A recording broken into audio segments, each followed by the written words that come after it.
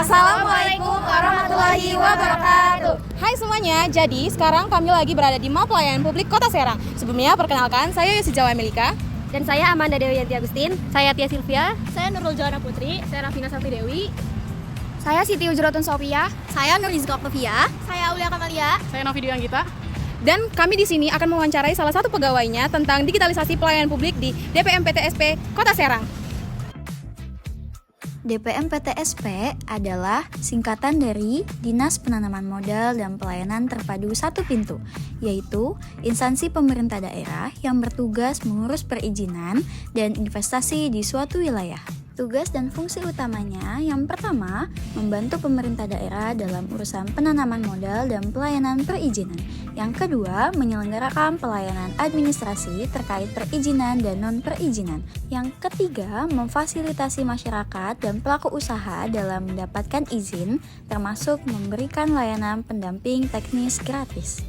Contoh pelayanannya yaitu izin bangunan, izin usaha lainnya, dan berbagai layanan administrasi publik lainnya. Sebelumnya, terima kasih. Kami berterima kasih kepada Bapak dan tim seksi karena sudah diberi kesempatan untuk wawancara di DPM-PTSP. Sebelumnya Pak, kita bisa perkenalkan nama Bapak? Oh iya, bisa ya. Oke, nama saya Nova Kurniawan. Jabatan saya itu fungsional ahli muda, penata perizinan ahli muda. Oke, sebelum masuk ke pertanyaan pertama nih Pak, saya mau tanya dulu, di DPM-PTSP itu sudah menerapkan sistem digital belum sih Pak? Oh iya, sudah. Sudah jadi di DPM-PTSP itu kita sudah memakai proses perizinan sistem OSS, sistem Sicantik, dan sistem SIMBG. Jadi alasan utama di DPM PTSP menerapkan sistem digital dalam pelayanan publik itu apa, Kak?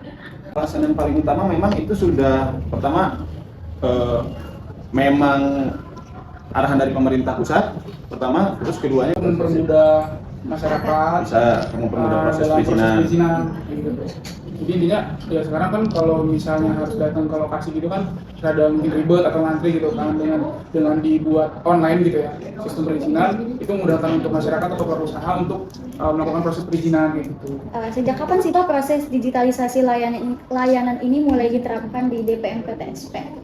Karena kan ada 3 sistem ya, Sicantik, OSS, dan SIMBG. SIMBG itu kalau dulu itu IMB ya. Jadi kalau OSS itu digitalisasi itu dari 2019. Karena memang perjalanannya waktu itu kan beberapa ganti versi dan lain-lain gitu, mulai dari OSS biasa sampai ke OSS NPA yang berbasis resiko. Dari 2019 sampai sekarang. Dan Sicantik kurang lebih 2019, 2020. Untuk SIMBG 2022. Oke, sebelum lanjut ke pertanyaan selanjutnya, boleh dong Pak minta dijelasin bagian-bagiannya tadi, yang OSS itu apa, SIMBG itu apa, dan Sicantik itu apa? Kalau SIMBG itu adalah Sistem Informasi Manajemen Bangunan Gedung tingkatannya.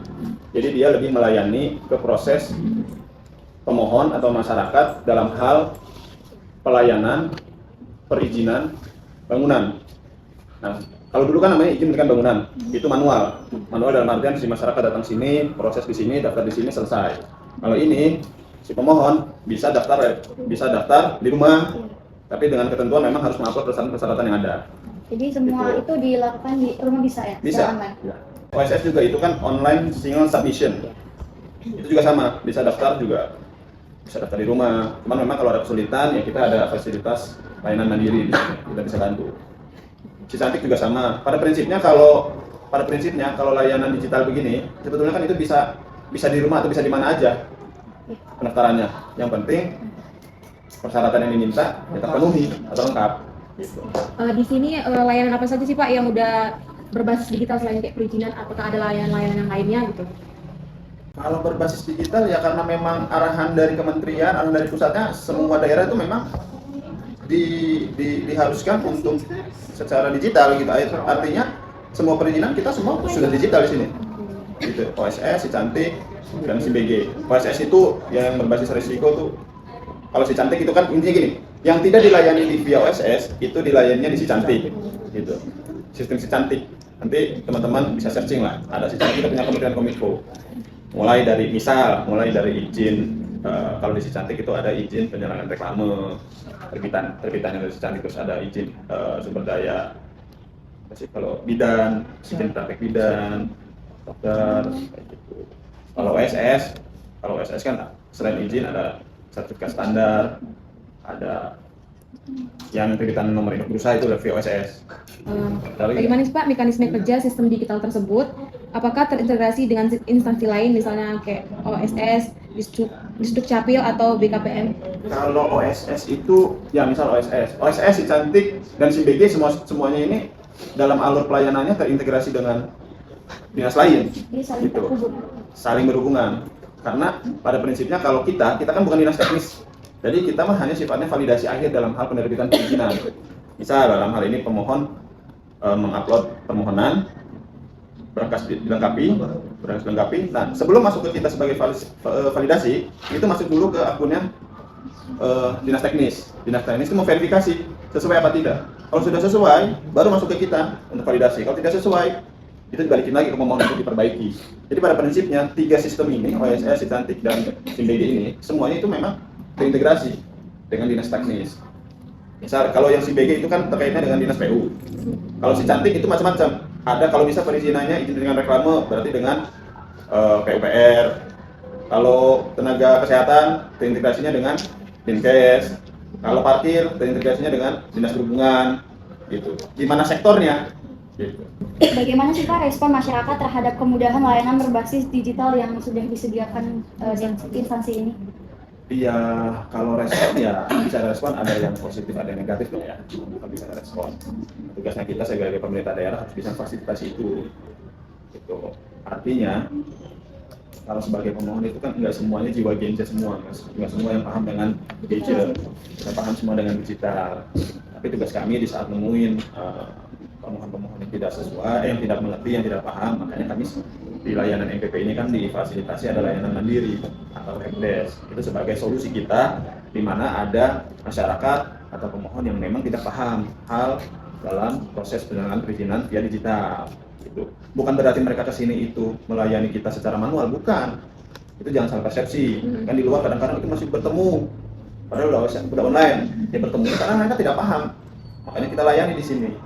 Gitu. Jadi kalau bicara respon, ada yang positif, ada yang negatif. Yang negatif itu tugas kita untuk fasilitasi. Karena kalau bicara digital, ya bicaranya kualitas pemahaman dia digitalisasi dan butuh internet juga, kan? Dan butuh internet, fasilitas internet. Gitu. Nah itu tugas kita. Makanya kita di tahun kemarin ada beberapa fasilitasi ke jemput bola, kayak pelayanan. Kan kalau teman-teman pernah ada di Serang Fair, kan ada Serang Fair yang alun-alun, kan kita ada stand kita itu di situ selama 5 hari, 4 hari 5 hari kita layani pemerintah berusaha via OSS, yang ringan-ringan aja lah, artinya yang bisa terbit langsung gitu. Kan kalau SIMBG, memang karena butuh SOP-nya beberapa hari, ya kita nggak layani itu karena terbatas waktu gitu maksudnya. Gitu. Oke, ini pertanyaan terakhir nih Pak. Apa sih Pak kendala utama yang dihadapi dalam implementasi digital layanan di DPMPTSP?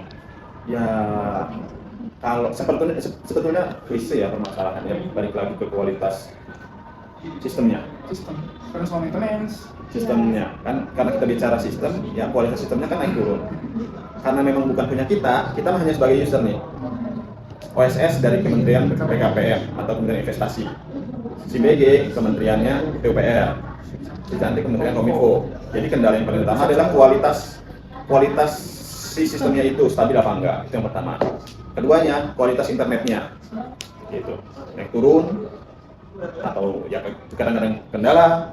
Ketiganya ya satpas di kita juga dalam hal ini satpas kita juga lagi proses pemenuhan terus, perbaikan terus, penambahan terus untuk salah satu fasilitas pelayanan publik yang memang di apa ya namanya sebagai targetnya Pak Wali kota kita untuk pelayanan publik tingkatkan, itu salah satunya. Terus kendala yang keempat ya balik lagi tadi itu user pemohonnya itu kan salah satu kendala juga, banyak yang user atau pemohon juga yang tidak paham gimana cara input, gimana cara upload, gimana cara proses. Itu tugas kita. Gitu. Kalau misalnya nih Pak, ada kendala di sistem layanannya, kayak misalnya tadi yang maintenance atau sistemnya lagi down gitu, itu masyarakat itu bisa pengaduan nggak ya? Kayak ngadunya kemana gitu?